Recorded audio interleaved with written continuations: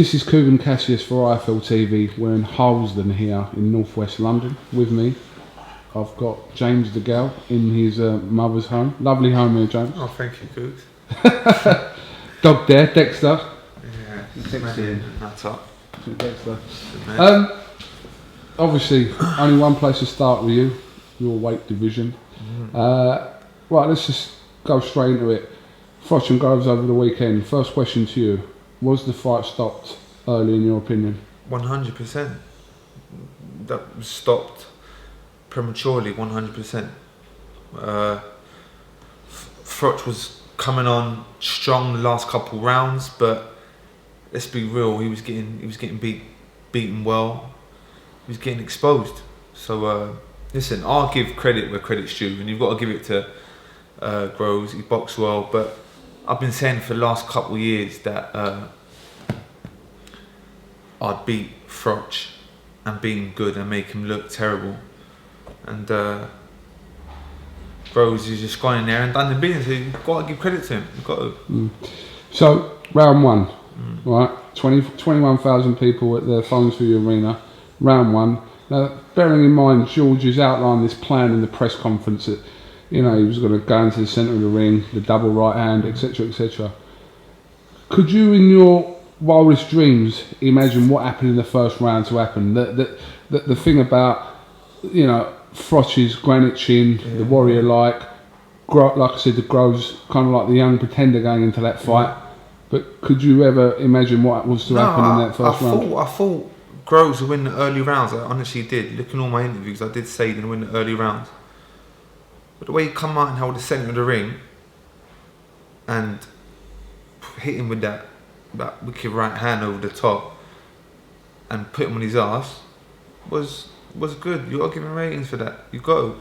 But saying all of that, you've got to give him ratings for what he's done. It was a big arena. It was a big venue for him. It was a big occasion. But Froch was poor. He was poor, man. He was poor. I expected so much more from him. Technically, he's probably one of the worst heavyweight, one of the worst world champions out there. His feet are all over the place. When he throws combos, his chin's up in the air. When they was exchanging punches, I was wincing because I was thinking, right, he's going to get knocked out. Groves looked like the two-time world champion, not him. It was unbelievable.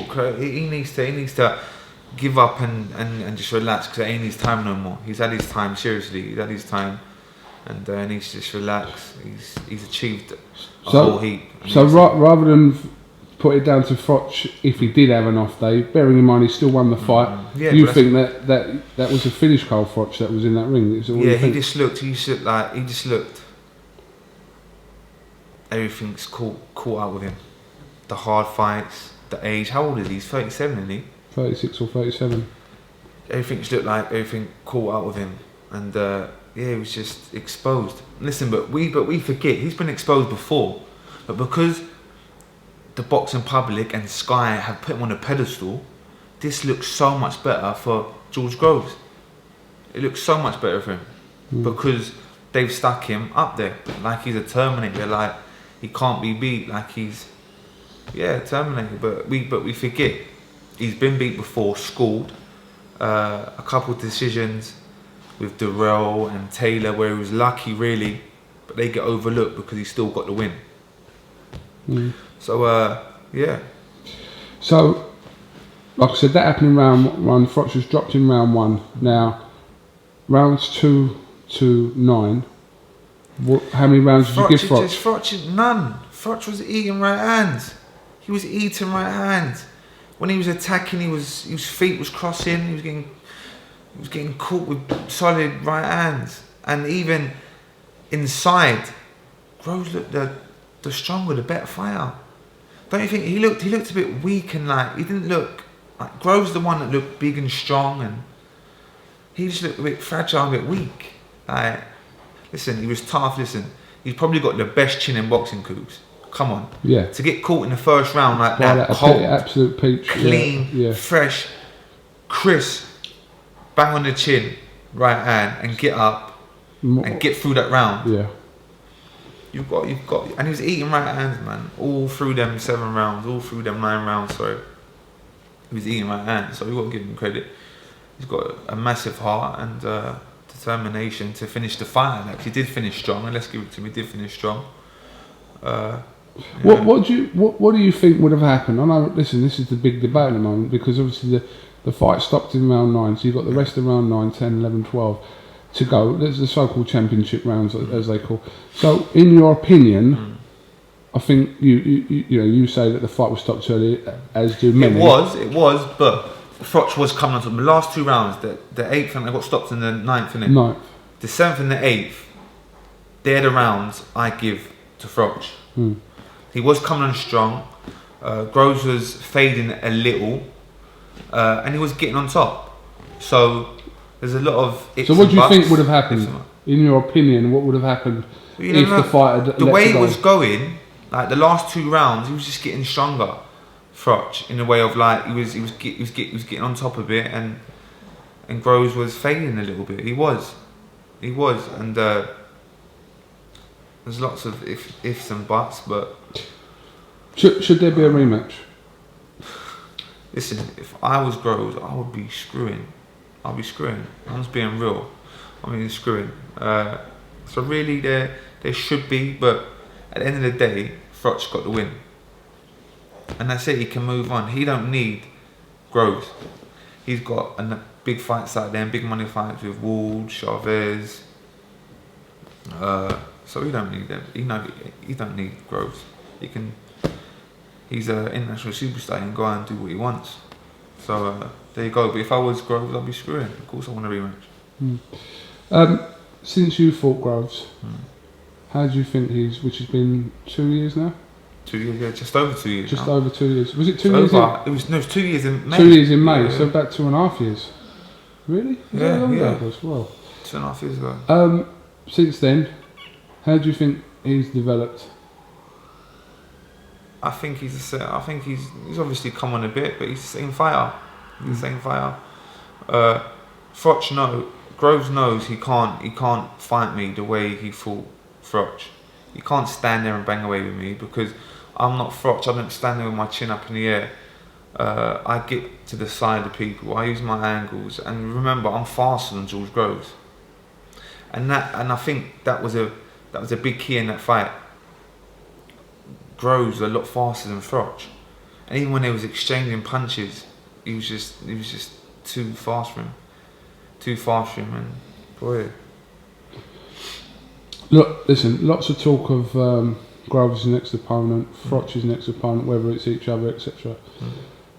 Where do you see yourself fitting into this now? Because obviously you're there, but you need another fight or so. Right. Well, basically, the convention, the WC convention's just been, and they've told that it's me and Periban to box for an eliminator for the WC title. Mick Kennedy's gone back and asked if it can be a final eliminator. They've come back and said they're going to consider it, and they'll let him know in the next week or so. So I'm just waiting for that. I'm just waiting for that information. And once, hopefully, they can make it a final eliminator, that'd be perfect. There's your path. Periban, there's my path, and then I'll be mandatory challenger for the WBC World title. So that's perfect. So if I can get that news before Christmas, that'll make my Christmas, and I know what I'm doing next year. Where's that fight likely to be? You and Periban? Oh, London, definitely London. Definitely. Yeah. Mick Hennessy said, I actually spoke to him on Monday. He said my next fight is Periban, but it's either eliminator or final eliminator. So I'm just waiting for that information. When I spoke to you in Fight Week, obviously there was an air of frustration there in your voice. Is that all it was, James? Frustration, and if your promoter can deliver these things for you, happy promoter, happy fighter, happy situation. That's what it's about. All I want, Cougs, is the fights and the right fights. What am I? I'm 17-1 now. I've been British and European champion. I'm on the verge of a world title, so I need the big fights. I need the marquee names. I need them fights. So we just see, as I say, 2014. is a big year, and it's got to be my year. It's got to be my year, and Mick Hennessy knows that as well. You wrote on your Twitter, don't know when it was, I just see a retweet of it yesterday, saying that you said Froch was very poor in the fight, which is what you said there, and you also said that you'd fight the pair of them tomorrow. How likely is it really that next year or so that a fight with either of the two is possible? Me against either of them is a big fight, full stop. Domestically, it's massive. But as in reality of it happening? Me and Groves will happen, definitely. I'd fight him, as I say, tomorrow. But will that happen? No, I think he's looking for the rematch with Froch. But me and Groves will happen. Me against Carl, not chancing on it. He will not fight me. Not trying. He knows my style just don't make sense for him, mate. And I'll bury him. I swear to God, I'll make him look silly. He couldn't. He wouldn't even hit me. But talk are you more confident? You seem confident saying that. Are you more confident after seeing Froch Groves on the weekend? Definitely. Yeah. I knew for years I've been saying I'm all wrong for Carl Froch, and I beat him. But just watching the fight last Saturday just confirms it for me that I'm up there, I'm ready, and I need the big fights. I'd love to get my revenge and fight Groves, but he knows when something's on the line, it's going to be even bigger, and it'll be a massive fight. So as I say, man, I'm willing to fight whoever if the public demand it, if the boxing fans want to see it, we do it. I get a lot of stuff on Twitter. They like to see me fight either of them, but it's about making it happen and promoters working together and TV channels working together. But I'm willing to fight any of them and prove that I'm the best. And me and George Groves was a close fight. A lot of people thought I should have won. I'd love to do that again and prove it.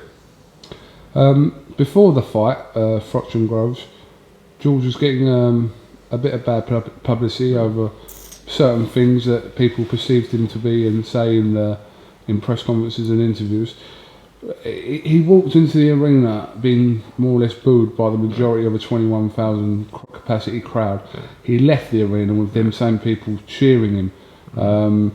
What do you think? What sort of position is George Groves now? Sort of announced himself on the world stage without actually winning.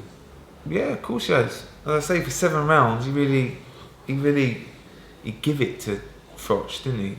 Come on, let's be real. He give it to him, and he was boxing well against a not good Carl Froch, a poor Carl Froch. So as I say, a lot of people are probably making this victory bigger than it is because I've always known that Froch is an average world champion, but we've stuck him. Well, I ain't. Do you not think that's a bit harsh, James, saying he's an average?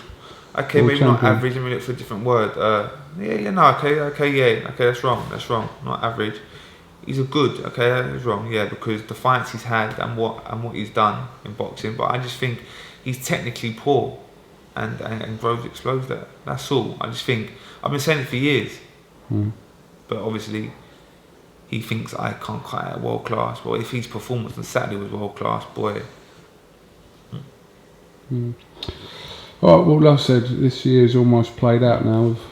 So, I mean, next year, like I said, we just don't know what's happening. Like I said, your situation, whether that rematch will happen, what route they both decide to go down. But it's an interesting, exciting domestic division, 100%. and it's a division that's also on the world scale. Definitely. If you're fighting for an eliminator or a final eliminator, that puts you in the map. Because listen, I'm on my own journey. I'm on my own path. I'm at number 3 by WBC. I've got an eliminator or a final eliminator in my next fight. So really, I don't really need Groves or Carl. I don't want people to think I'm calling them out or whatever. If the public demand it and they want to see it, massive world championship fights, but big domestic fights as well, I'm willing to do it. And to get in there and prove that I think I'm the best. But I'm on my own path, my own journey. I'm a fight away from a world title, so I'm cool, I'm happy. Alright, well listen, James, thank you for inviting me into your house today. No problem. It's I've never been. Do you know what? I've never been to Harlesden. No. So It feels like you're not in Harlesden when you're there. no, It feels do you like know you're what? This everyone says that this when place they come is in. kitted out like you know what I mean. Honestly, I look, Palace to DeGALE, but I look after the old family, don't I? it's lovely now. Thank Do you know what I walked yeah. in? It's absolutely beautiful. Nice, thank you. But Do a cribs, just do a cribs. This is a cribs. Yeah, but this ain't even mine. I live 2 minutes down the road. You don't have to come and see mine. But like, yeah, I don't know. Leroy might have some hidden cupboards here. Do you know what I mean? No, don't touch that, boy. Sweet. No, but listen. Thanks for talking to us as always. And like I said, this year we've got a couple of things left in the year, and then next year, all you boys push on. And like I said, we, as a fan, is what I am. We want to see you fighting Groves. Yeah. Groves against Froch, you against Froch. We want to see all that. As a fan, what do you want to see? Like with like Froch, Groves, me. Do you want to see the rematch? Do you want to see something different? Do you want to see the rematch of me and Groves, even me against Froch? Like, what do you want to see? If I'm being honest, right now, the only fight in this division domestically I want to see is the rematch with Froch and Groves. Only because I think that fight was left on a bit of a cliffhanger with all these different things. Yeah. But other than that, I'd see you and Groves in the ring again. From a fight that was over 2 years ago to where you are next year or whatever. That's an interesting fight. Do you think it was controversial? What's that? Me and Groves? Yeah. Listen, James, when you're talking about a round or maybe 2 rounds, you can't say a fight is clear cut. Okay. When it's scored a round, when people scoring it rounds, you're talking about someone's subjective view at the end of the day. Yeah. So that fight, listen, it could have gone either way with that fight. It could have gone to you, it could have gone to George, it could have been a draw. So I'd like to see that fight again. I'd like to see you and Cole, but that's just as a fan point of view. No, but that's just as a fan point of view. These are the fights we want to see. Yeah. So we'll have to wait and see what happens next year. Sweet. Right. Do this. Where are we going, Nando's? Let's do it. No, I've got to get home, man. I've got to get home. But alright, listen, thanks for talking to us, and keep us posted on whatever you're doing. Respect, thank you. Alright, this is Cuban Cassius with James Chunky DeGALE. You still got your MBE? Of course I have. MBE, Olympic gold medal, British champion, European champion, but I still don't get the credit. I really don't. But it's cool. Don't worry. Alright. Thank you very much. Nice one.